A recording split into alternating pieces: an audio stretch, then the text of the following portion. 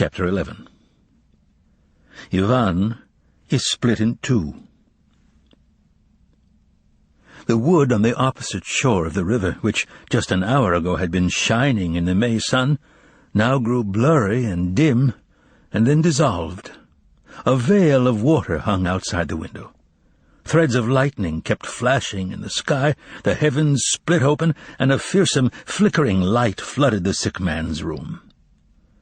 Ivan cried softly as he sat on his bed and looked out at the turbid, frothing, bubbling river.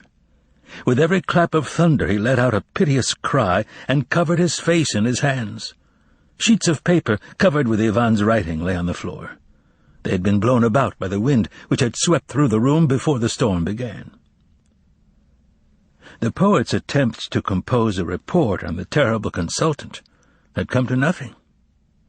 As soon as he received a pencil stub and some paper from the stout nurse, whose name was Praskovya Fyodorovna, he had rubbed his hands together in a businesslike fashion and hastily set to work at the bedside table. He had dashed off a smart beginning. To the police. From Ivan Nikolaevich Bezdomny, member of Margarita. Report.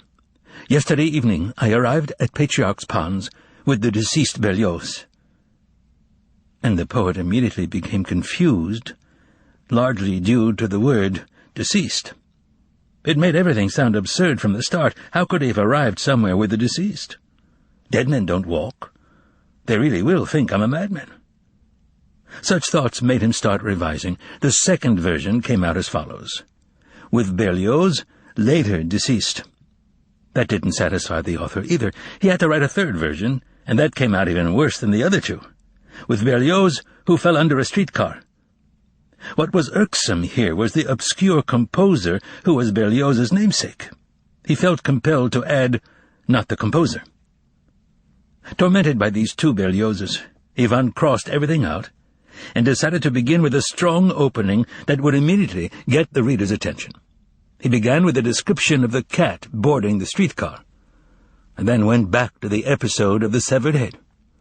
The head and the consultant's prediction made him think of Pontius Pilate, and in order to make the report more convincing, he decided to include the whole story about the procurator, starting with the moment when he came out onto the colonnade of Herod's palace, dressed in a white robe with a blood-red lining.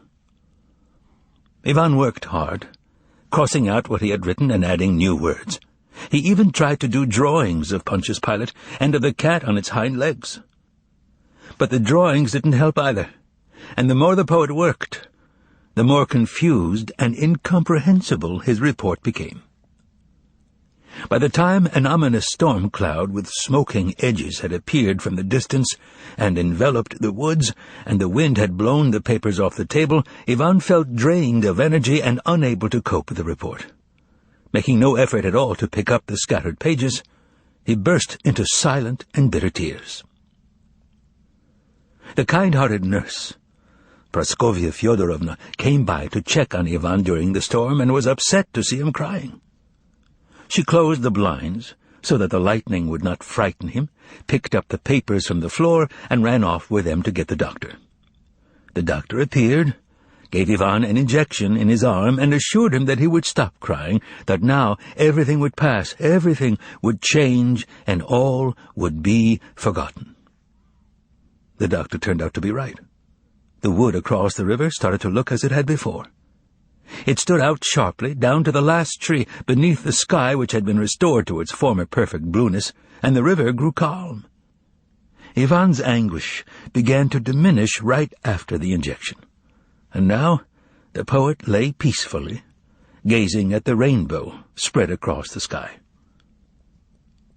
Things stayed this way until evening, and he never even noticed when the rainbow evaporated. The sky faded and grew sad, and the wood turned black. Ivan drank some hot milk, lay down again, and was himself surprised at how his thoughts had changed. The image of the demonic, accursed cat had somehow softened in his memory. The severed head no longer frightened him, and when Ivan stopped thinking about the head, he began to reflect on how the clinic wasn't so bad, everything considered, and how Stravinsky was a clever fellow and a celebrity, and extremely pleasant to have dealings with. And besides, The evening air was sweet and fresh after the storm. The asylum was falling asleep. The frosted white lights in the quiet corridors went out, and in accordance with regulations, the faint blue night lights came on, and the cautious steps of the nurses were heard less frequently on the rubber matting in the corridor outside the door. Now Ivan lay in a state of sweet lethargy, gazing now at the shaded lamp, which cast a mellow light down from the ceiling, now at the moon, which was emerging from the black wood. He was talking to himself. Why did I get so upset over Berlioz falling under a streetcar? The poet reasoned. In the final analysis, let him rot. What am I to him anyway, kith or kin?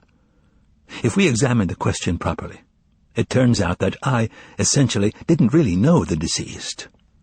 What did I actually know about him? Nothing. Except that he was bald and horribly eloquent. And so, citizens, continued Ivan, addressing an invisible audience, let us examine the following. Explain, if you will, why I got so furious at that mysterious consultant, magician, and professor with the black vacant eye.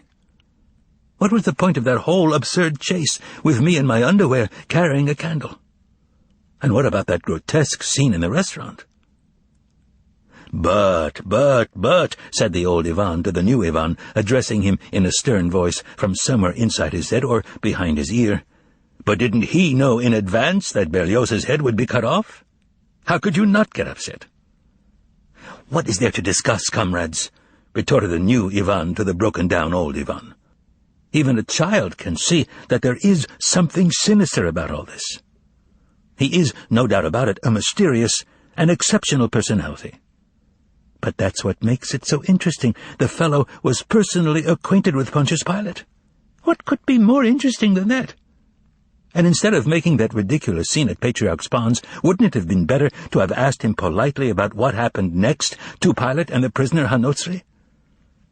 But instead I got obsessed with the devil knows what. Is it such an earth-shattering event that an editor got run over?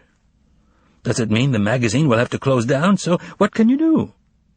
Man is mortal, and, as was said so fittingly, sometimes suddenly so.